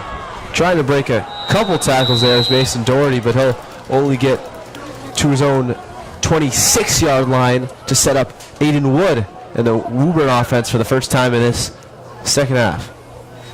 Howdy, out of the gates, what are you looking at for Aiden Wood? Well, I mean, as an offense as a whole, I mean, even we're down only 1 possession through in the 2nd half, this is already a must-score possession. So, I mean, whatever we can, I don't know if you'd want to make the whole field 4-down territory, but I'd say this is still a must-score possession, even as early as the 2nd half goes.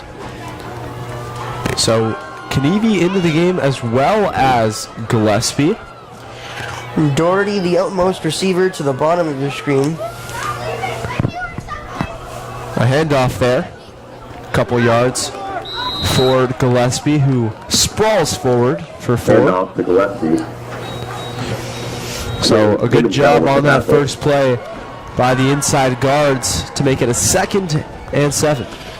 Zeke, I think further to Hardy's point earlier, going down 14 points here early in this 3rd quarter, we know how much this Woburn offense relies on the run game, and they might end up in some passing downs here later on in this game, the more they're down by double digits. Wood waits for the snap. 2 running backs behind him. He'll hand it off to Kanivi, who will try to get a couple yards close to the first down. Will he get it?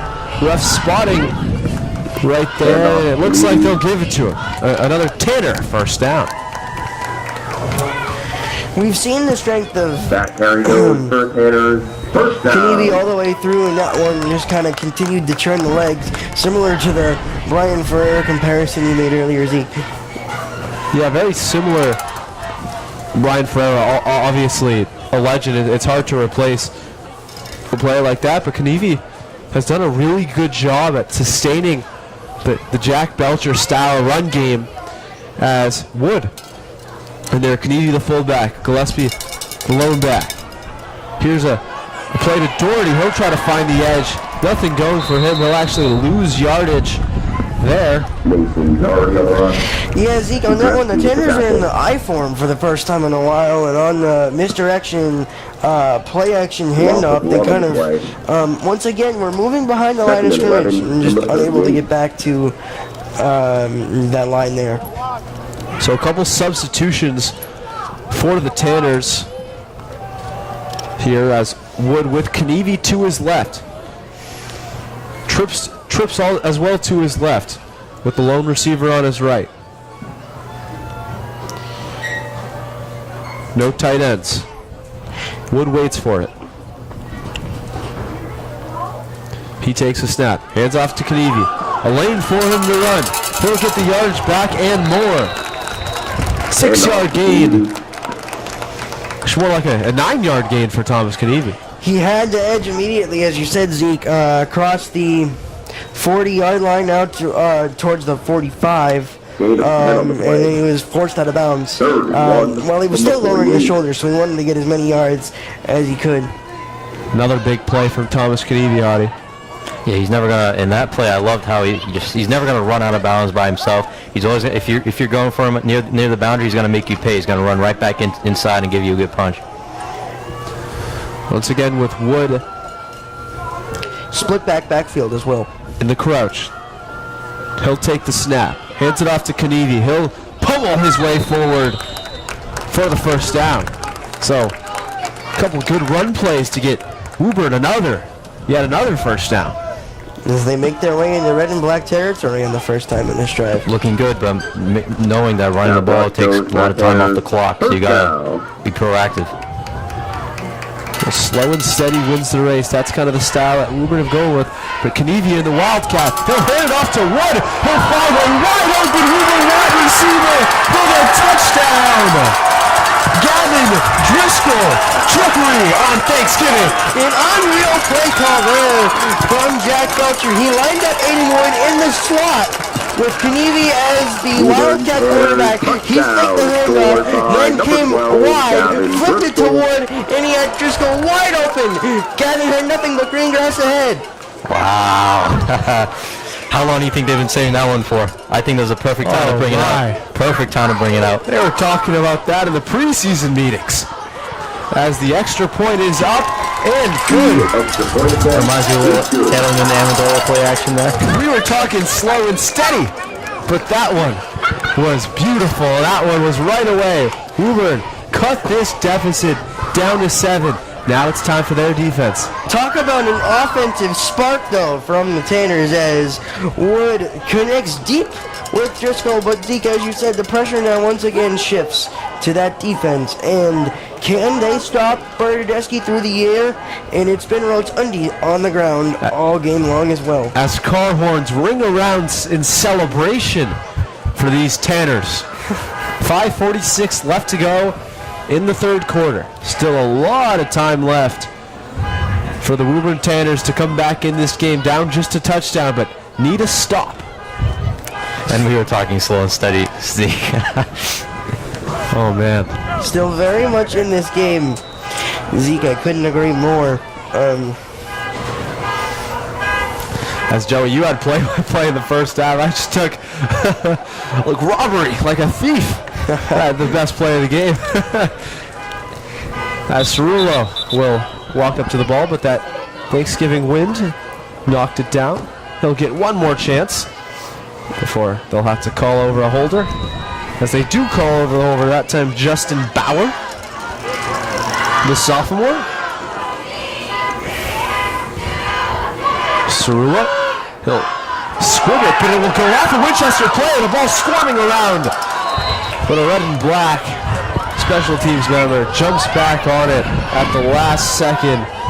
That is Chris Russo making the emergency collection. That was I think Coach Jack Belcher really wanted that ball right back, Zeke. He told Cerullo to fire it off of a red and black special teamer, and they were right there. But the red and black at the bottom of the scrum to recover. And what that does now, Zeke, is it gives the red and black great field position at their own 41 starting this drive. O'Connell back into the game for Winchester with the offense set up at the 40. Rotundi takes the carry, turns about 5 yards. Those car horns still blaring. Oh my gosh, it's so annoying. After the unbelievable. Figure it out. After the unbelievable touchdown. Buddy, is that you? From the 45. Hopefully not. Sheesh. Figure it out. As Winchester greatness in the stands, Jacob Flores comes to the game, a Bentley cornerback out of Winchester. Saw him walk up here. So, contested affair as Rotundi gets another carry. He'll try to find a lane. Sets up a 3rd and 2. He kept those legs churning in the pile, getting near the 50-yard line. But Zeke, as you said, 3rd and short coming up. As Woburn will make a couple defensive substitutions, and the car horns are off! 3rd and 2. The car horns are off! The annoyance is gone, and Hottie coming back into the room after he turns his car horns off. Sheesh. Apologies. Figure it out. He did figure it out, though. That's what I do. I figure things out. Disclaimer, it was not Hottie with the car horns. But anyways, O'Connell takes the snap, fakes the handoff to Rotundi, finds Brodesky, who drops the football on 3rd down. And it sets up a 4th and short in Winchester territory. What will they do? I think they go for it at this point. Zeke, it was that same motion screen that Brodesky had on his 3rd touchdown of the game. It was once again, he thought he had the ball and started thinking about moving before he could bring it in, and then William Nelson tried to advance it off the fumble, but they rolled it an incomplete pass. As Jude Donahue substitutes in for Woburn. Hello, hey Jude. They remain in the same formation. Rotundi will power forward for the 4th down. Very close, and he gets even more. About 7 yards past the marker for just a really impressive 4th down conversion. So credit to Winchester there, going for it on 4th down. They get it.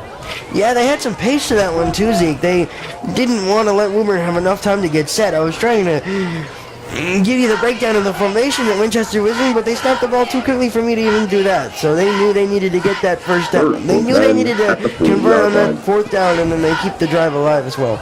Well, you can see what they were doing on 3rd down, just trying for that explosive screenplay, and if they didn't get it, they knew what they were doing on 4th down. As Rotundi will get what feels like his 100th carry of the game, but he'll get stopped 6 yards before the marker. And off to Rotundi. Under 5 minutes to go in the 3rd quarter. This continues to seem like a must-stop drive for the Tanners as they are running out of at the 34-yard line. offensive opportunities. Woburn in search of a stop here as, listen, Winchester had 3 offensive drives in that first half. So they go by fast as O'Connell takes the snap, hands off to Rotundi, which feels like the 200th time as he finds a lane, breaks a tackle. Late flag came in as well, so we'll have to check that. But it looks like Bolognese actually held Centrullo. So we'll wait for that call, but it looks like Winchester will be going backwards here on 2nd down. You could see the frustration on number 70's face. That's Michael Bovies for the red and black. Not sure if he was the one who gets credited for the or nabbed with the hold, but still a nice run negated by the penalty. Yeah, so Winchester, still a question as, will they go forward here? The refs are moving the ball forward. I believe as they'll go backward. I guess it's a spot foul. The signal was a hold. But they're going to go with spot foul. and go from where the run ended. Which is an interesting call, so. Ball spotted at the 37. Yeah. Yes, Zeke. And I think what that tells us is that the At the penalty could have 37-yard occurred at line. the 27, so they push it 10 yards back to the 37. And that's where That's exactly right. Good call, Joey. that's where the red and black will continue. O'Connell takes the snap. Hands it off to someone that is not Rotundi. And he'll churn about 2 yards upfield. That's Dominic Vozella Hand off to number 29, Dominic Rosella. with a rush. Who corkscrews for 2. 2-yard gain. They faked the screen on that one, Zeke, At the so you know that that's 35-yard going to line. come back into the offensive playbook at some time. But that's a classic example of the run-pass option offense that's become so vocal in football in recent years. O'Connell scrambling. Woburn getting to him, but he's going to rush out right. He'll find Bolognese wide open for the first down, who will keep going for more. And he gets tackled all the way down to that 10-yard line. An impressive play for Mr. O'Connell. Complete to number 17, William Bolognese just Bolognese. wouldn't go down. You could see the reactions on the Woburn sideline of just how close and closer they got to getting O'Connell down, but he stays alive and then finds the open man. But you're asking a lot of the Woburn secondary to keep eyes on their mans for that much time down the field. Once again, Nick Black got it in the backfield. Yeah, amazing pressure from Nick Black. I think the contain sort of broke down. Nick Black did his job right there coming right up the middle, but contain needed to contain O'Connell. O'Connell throws it out to Brodesky. He tries to break a couple tackles. He will. Green grass in front.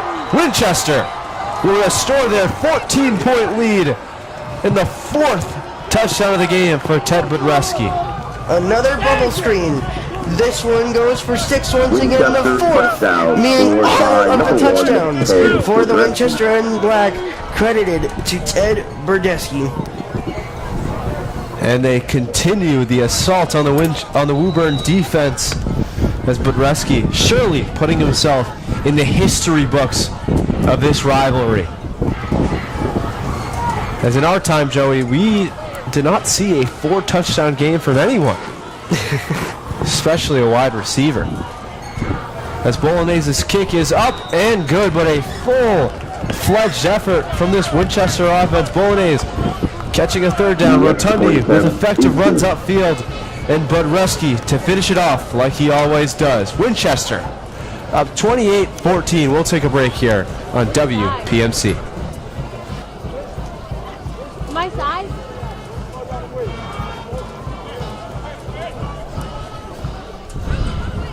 Okay. Okay.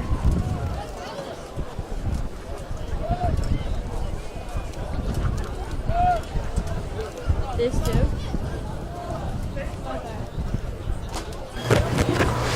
Back here on WPMC for Thanksgiving football action. If you're just joining us, you don't really need much. You just need the name Ted Brodesky. 4 touchdowns in this game.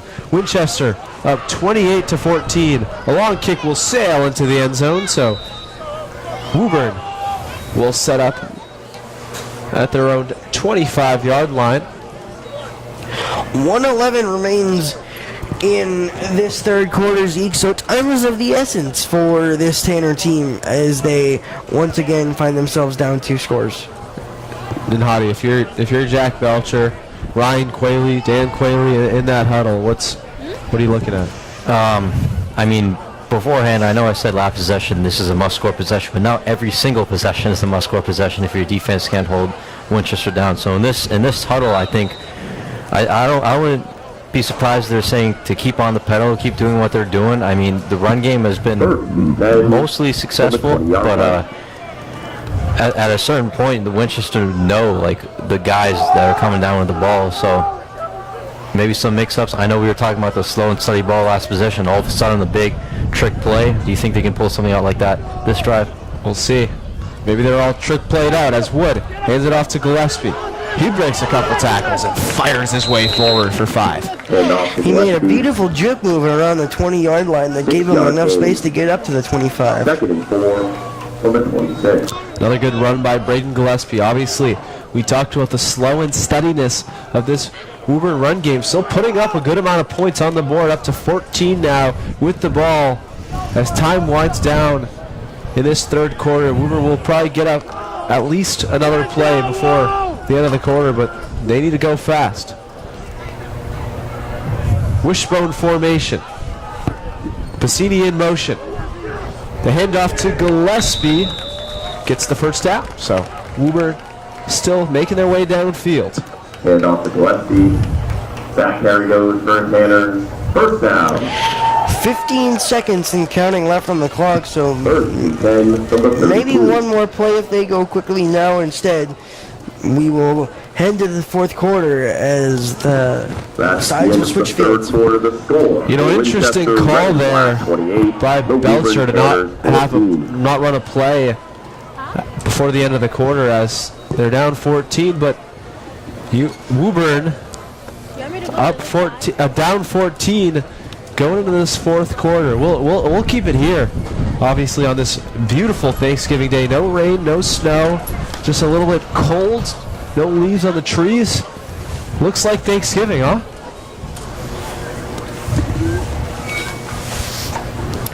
Howdy, we were talking during the last break about how the Tanners will address what happens next if they score, and I think a lot of it's going to come down to how quickly they're able to find the end zone if they do, and whether or not they're going to have to go to that strong squib again and try to recover it. Oh yeah, time is of the essence here. Fourth quarter, 12 minutes to play. Both teams still have their timeouts, but that can only go so far when both teams are running it quite a bit.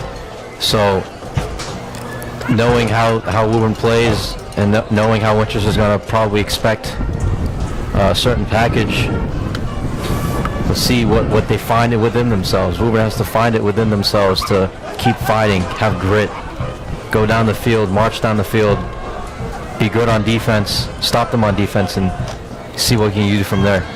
This game is in their control. They can do some things, but obviously they need to do it fast. Well, this rivalry game, anything can happen. We've seen it year after year. Wood with running backs on both sides of it. He'll step back. Wood fires it to Gillespie. He breaks a couple tackles. Gillespie on the run. Fires off another one. And he'll get past midfield. Gillespie trudging this offense forward. He brushed off a tackler right there at the 50-yard line. And just strong run after the catch there, shown by Gillespie in a chunk play there for the Tanners through the air, which they haven't seen very much of outside of the trick play touchdown. Just so fun to watch Braden Gillespie go as Woburn make a couple more substitutions. Gavin Driscoll back in the game. The touchdown receiver on that trick play earlier in the game. Red and black look to be showing some pressure here. That's Bassini. He's going to look to throw here. He'll find Driscoll wide open. But that one's incomplete. Boy, did I Tony Romo that? Can't see that far. When Gavin Driscoll's in the game, it's a trick play personnel. However, that one didn't work out as that throw a little bit errant. What? We were mentioning if they're going to pull out some trick play again, I think this is the last game of the season. This is the rivalry. Woburn Winchester might as well pull them all out right before the season ends. Doherty came across the formation in a sweep motion, and that time the red and black were aware of Driscoll, and it was just kind of, with the defender there, Driscoll didn't have the opportunity to outreach his arms to make the grab. Well, here's Wood with running backs to either side of him. He'll take the snap. Keeps backing up. He's going to try to find Bassini, who can't make the catch. Excuse me, that's Mason Doherty there. As you mentioned, Zeke, a very, very deep drop from Wood on that last play, and I tend to think that might have made the throw even a little bit more difficult trying to find Doherty. Yeah, it looked like he was just backpedaling back and back and back because his offensive line couldn't really sustain all the pressure that Winchester were bringing. And he was throwing a ball that maybe was 15 yards downfield to maybe it looked like 25 yards downfield. Yeah, very dangerous ball. I mean, I had my eye on the quarterback there, but for a second I thought it was a screen pass, given all the defensive linemen right in front of his face. But no, I think the offensive line couldn't contain the defense there. Jason Barrett lined up out wide in a strong formation at the 50-yard line. 3rd and long. As Knievi will take the handoff on 3rd and long. And he'll just get about 4 yards there to set up a 4th and 6. Decision time. I'd assume Woburn go for this. 10:47 and counting. Left in the game, down 2 touchdowns. Buddy, what's your play call? 4th and 5. Ooh, I think they had one good rollout pass concept in the first half. I haven't seen them pull that out again for a while. Now that they're on the right hash, that last one worked on the left side of the field. This is also the left side of the field that's more open. I think they might pull that one out here. All right, let's see what happens. With the 10 minutes, they don't really have much of a decision to make. They're kind of in the need of getting this one. Wood waits for the snap. He'll take it. Back pedals. He'll find a wide open wide receiver. Woburn will get the first down. Jason Money Barrett. Complete to number 11. Just at the 6. And That completion goes for Tanner's 1st he down. got just as much as he needed on a quick speed out route. Right there, just a simple throw by Aiden Wood, and he's there to put it right on Barrett. Oh, you can't go wrong with a quick out route to the sticks if you're in that situation. A few yards. And I'm sure the quarterback saw that there was a good matchup on that side, and maybe even a little bit of inside leverage from the DB. Knew he could take the out and took it. Under 10 minutes to go. Tanner's in need of a score. Zeke, take it away. Well, here's Knievi in the Wildcat. He'll take it. Look to hand off to Wood, but he'll run it instead. And no gain there. Wood was calling for it. We saw that earlier in the game with the Driscoll touchdown. Yeah, it was the exact same formation. Wood backed out into the slot. This time the red and black were aware of it, so Kennedy makes the decision to keep it himself. Winchester weren't fooled on that one. As Doherty will come out of the game here, so look for the run personnel. Very full backfield behind him. Wood will take the snap. Hands off to Gillespie. He's looking for a running lane. He finds one. Breaks a couple tackles forward. Great cut at the line of scrimmage there by Braden to get some extra yardage, and then Zeke, as you said, kind of able to sprawl out across near the 30 for those extra yards. So sets up a 3rd and 4 here. 31. Doherty still not in the game, so expect more running. And it's kind of, the personnel is pretty obvious. Full house backfield once again. Wood hands it off to Gillespie, who looks like he'll have the first down here. Another really impressive run forward by Braden Gillespie, taking tacklers with him. Honey, it's nice to see this Woburn team having some success on the ground, but we're now under 8 minutes to go in the game, so you're running out of time. Oh, of course, yeah, like we said, clock's ticking, the run game. Obviously, we mentioned how the run game being slow and steady, but it's got to change the time situation, time management, knowing how you're going to play, knowing what your play calls are going to be, understanding that if you're going to run the ball, the clock's going to tick down quite fast, faster than you think. So, well, it looks like Woburn not putting much trust in their defense, just relying on this onside kick towards the end here. Woburn. As Woburn will call a timeout. What do you think they're discussing here, Hadi? Probably inserting some pass concept in there somewhere, but right now, I mean, the coaches can understand that the run's working. They're getting some blocks down. They can continue doing that and probably trust their onside kick, even though that's probably not the way I'd want to go through with it. But honestly, the main priority here is getting in the end zone as fast as possible.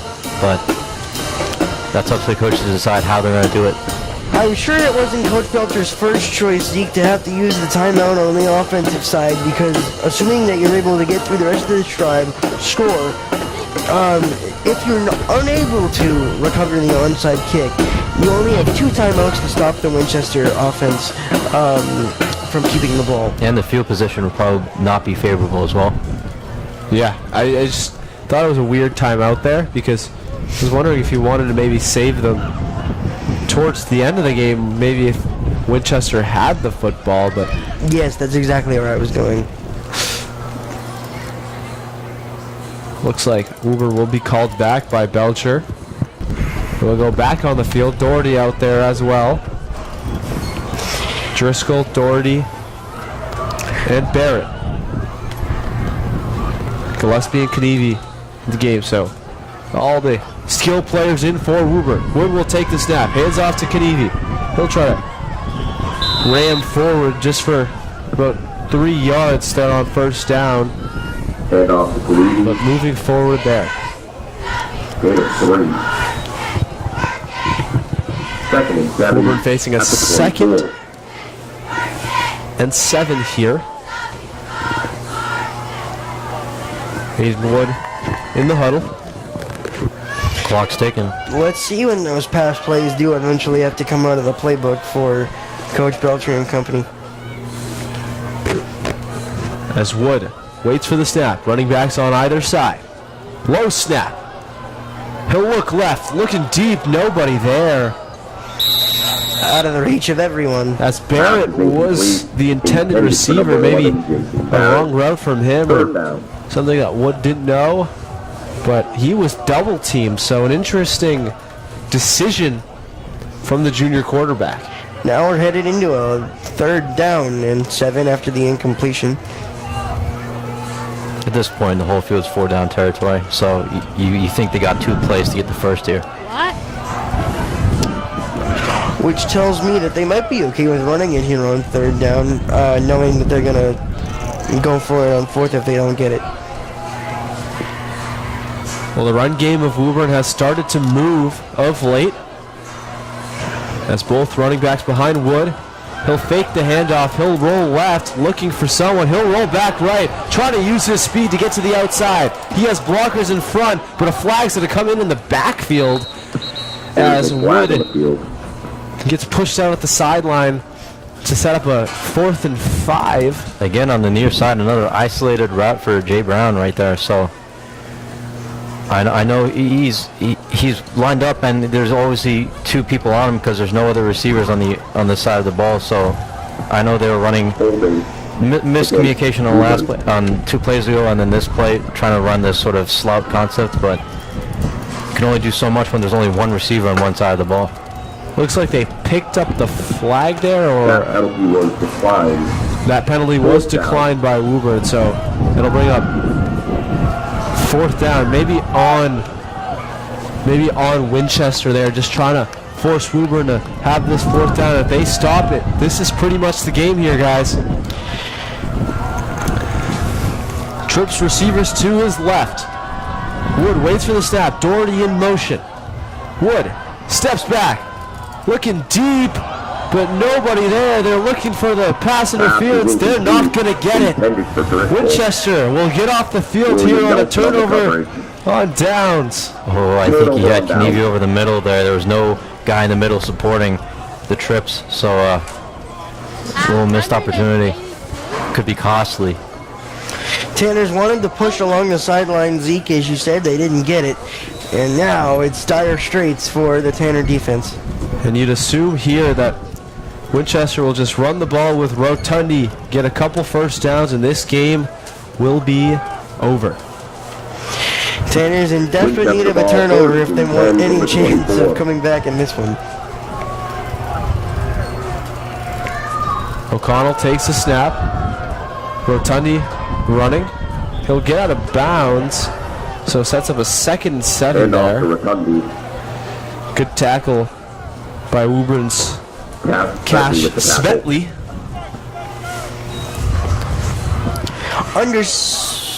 Actually, the clock stopped here now with 6 minutes and 2 seconds remaining in this football game. And Honey, I mentioned earlier about the Tanners needing a turnover if they want any sort of chance to come back in this one. But on the Winchester side, they know they need to take care of the ball. Oh, of course, ball security, number one priority on their part. We got a flag. The flag, they're going to call a false start start. on Winchester. start. That's the last thing the red and black need. Because you wonder why they'd be doing that. We're just waiting for the play clock to probably go down.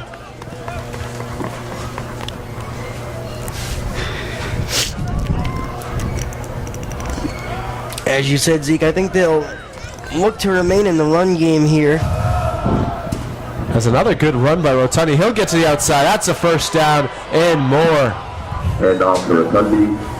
5:50 left on the clock, and First down. Rotundi keeps running Winchester into a Thanksgiving victory here at Connolly Memorial Stadium. But always something Mr. Hadi Bilal always told me, it's not over till the 000s. It's not over till it's over.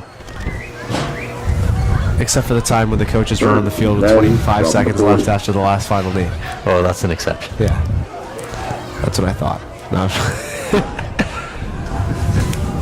Taking a look here at As Rotundi fires his way through the middle for Like set you up said a second earlier, three. establishing it on the ground, keeping it on the ground, and making sure that ball's secure. And making sure they stay And in off to bounds. Rotundi. Inbounds. taking a look here on the near sideline. Braden Gillespie getting worked on by trainer Megan Safi. So let's see if the Inners are able to get back on offense, how much Gillespie is able to help. As it's been a monumental effort here by Woburn, trying to stay with this really, really impressive Winchester team. You know, Joey, I know there was a quote there in the paper talking about one of the best teams that Winchester have had.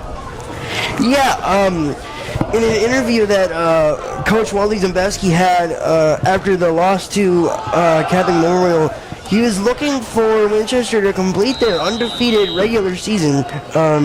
Obviously, their only loss coming in the state semifinal to Catholic Memorial. And over the last 3 seasons, they're able to come away with a win today. They complete the undefeated season, secure themselves the Middlesex League title, and get to 27 wins over these last 3 seasons. So an average of 9 wins for the Red and Black over these last 3 under Coach Demeski. Just so impressive. And if this game was on Christmas, I'm sure Woburn fans would be calling Winchester the Grinch. As O'Connell sets up, 3:46 and counting. Hands it off to Rotundi. All Woburn players there in the backfield to meet him. First contact in the backfield was from Thomas Kanevi, who looks to be a little bit shaken up on the play.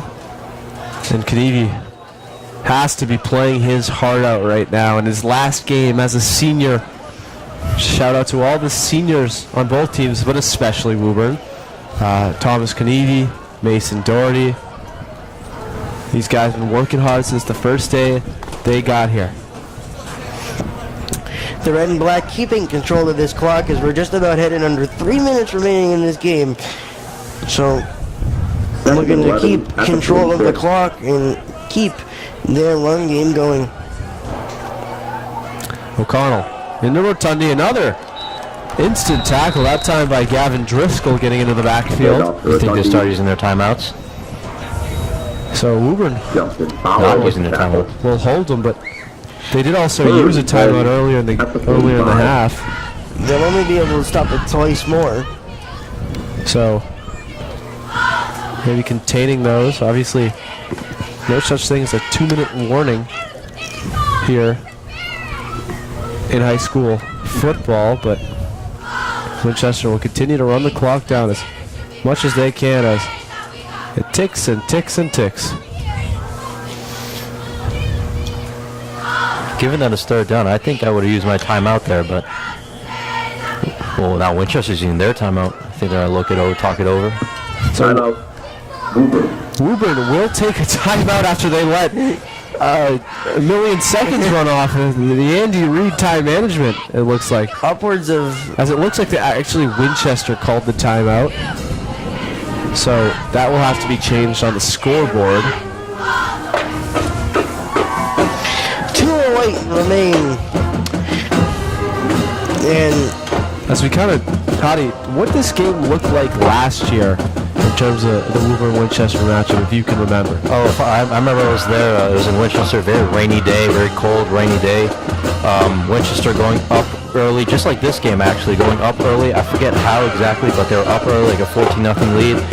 Every time Woburn scored after that, Winchester scored again. It was constantly a 14-point lead throughout the entire game, but Woburn got a key stop on defense late in the game. They were driving after they scored, and they were driving down 7. It was 35-28, but fortunately a fumble on the snap late in that possible game-winning game-tying drive unfortunately ended it. But it was a good fight from those seniors, that team last year. So Winchester shooting for their second straight win, and it's a trick play again to Burdesky. He could go to the end zone, but he'll just stop and slide down inbounds. But a flag in the backfield, so it looks like they're going to call holding on Winchester. Hands go flying, and that gives Woburn possibly another chance to get the football. And it stops the clock with 1:59 to go. So everything you couldn't do, obviously a reverse play by Winchester. Burdesky trying to show he can do it all on the ground and through the air.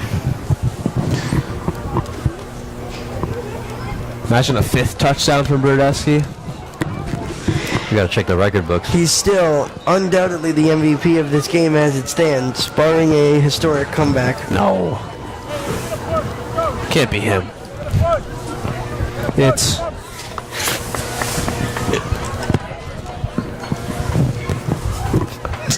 is Burdesky. I just thought about it for a little bit. 4 touchdowns will do that, but there's a lot of other players that potentially. I liked Brendan Cullinane today. I think he was really good. There's a handoff there to Rotundi. Powers forward for 8 yards. Belter does use a timeout here, stopping the clock. Timeout. Woburn. So that's a timeout to Woburn. But just now you're looking at 1 timeout left after the scoreboard hasn't really updated the number of timeouts that Woburn have, but I'm assuming it's 1 timeout left. I highly doubt they're going to run the ball on this drive. You got to find some way to go on the air.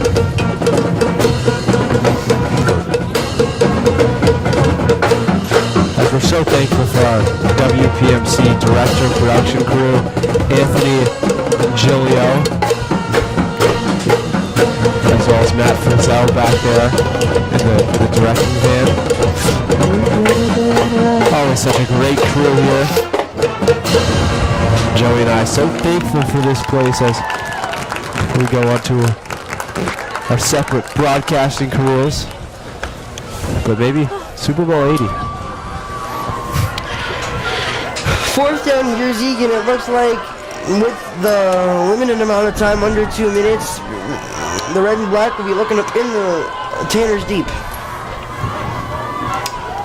As a punt goes off there, caught by Mason Doherty, as he stumbles and falls onto it. As we'll also thank the camera crew today, Alian Lukumba and Sharita Ngadayer. We're so thankful for our staff today, working hard on Thanksgiving. One more chance for the Tanners offense to find the end zone, and then in need of an onside kick recovery, and then one more touchdown. Time definitely not on their side, Zeke, but as we've said, the game doesn't end until the clock hits 000. That's what Hottie said. I didn't say that. But it's true. It's true. It's true nevertheless. 1:43 left, 28-14 to the red and black. We're back on the field. Canevy 2 is right.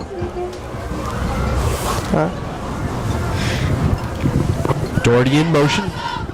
Across the middle. A snap, a dribbler back. Wing will take it. He'll fire it to Canevy. He'll just drop it. That's 1:37 left. Probably the smart move to drop that pass. Gives them a better opportunity here on 2nd and 10. Going to be a lot of passing plays here, just trying to get a touchdown very, very quickly so they have a chance at an onside kick.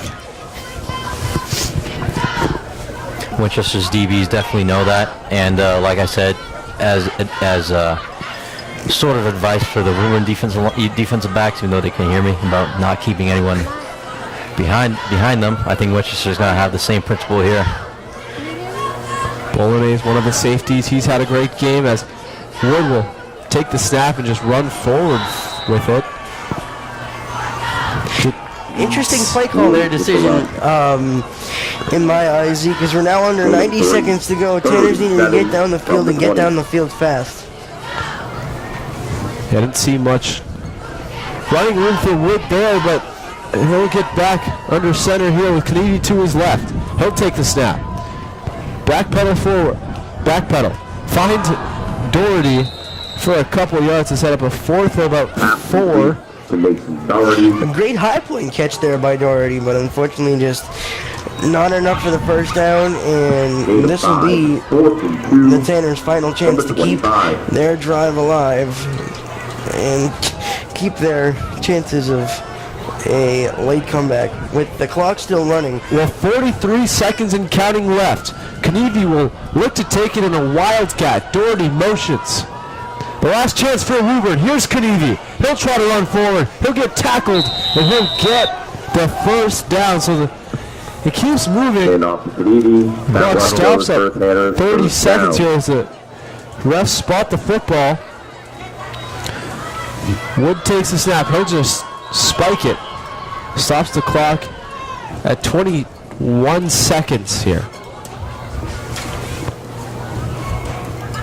So the ball at the Woburn 34. Woburn down 14, 21 seconds left to go. Think you'd want to see some pitchy woo-woo? I think a little bit more than that. Trips out wide. Wood with Kennedy behind him. Trips like you said, Joey. Wood takes the snap. He'll fake the handoff to Kennedy. He'll try to find Kennedy, and that is almost intercepted by our MVP, Ted Brodesky. Probably should have been intercepted. Would have been a great cap on his day, for sure. And him and his coach is just laughing about that. That would have been the nail in the coffin. 15 seconds left. Despite the missed interception, he still comes away with the last laugh with the 4 total touchdowns and the eventual Thanksgiving Day rivalry victory. Trips out right once again. 15 seconds left in the game. Wood takes a snap on 3rd and 10. He'll roll out right. He'll look deep. He'll find a receiver, but the clock winding down. 9 seconds. Stops there because of the first down. Quarterback spot the football. If Woburn's slow to snap it here, that's 3 seconds, 2 seconds, 1 second. And that will do it. The game, our final score, the Winchester Red and Black 28. Go down to Winchester. Lose by 2 touchdowns, 28-14 in Winchester. An impressive group, a team that wins the Middlesex League, a team that went to the semifinals of the state, and a team that gets a rivalry Thanksgiving victory here on Thanksgiving. Very final words. Yeah, Zeke, they take a 2-game lead in the all-time series after the 125th all-time matchup, 57, 55, and 12. And as we said, they take the Middlesex League title with this win and complete the undefeated regular season with their only loss, as we said, coming against CM in the state semifinal.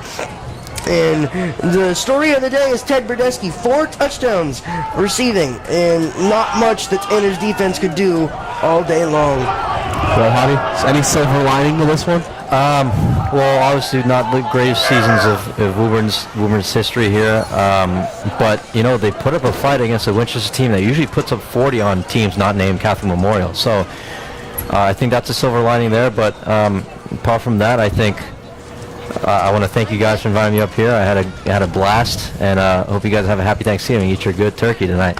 Well, it's going to be a fun day. More football to come, obviously, in the NFL, and just a fun day here at Connolly Memorial Stadium with our production crew, Anthony Giulio, our devoted camera crew, our director back in the van, Matt Frizzell, and for Joey Ricciardi and Hottie Ball, I am Zeke Altman saying Good afternoon and good night here on Thanksgiving. Go eat your turkey. Go eat your mashed potatoes.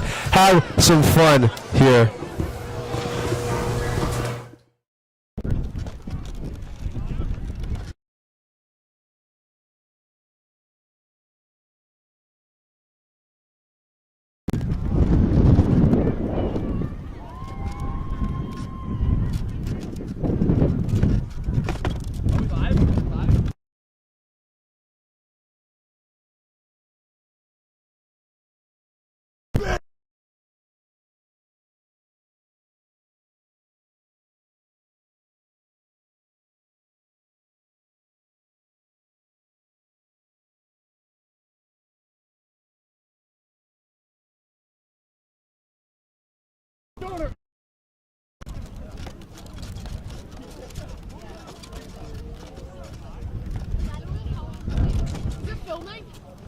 I think we're done.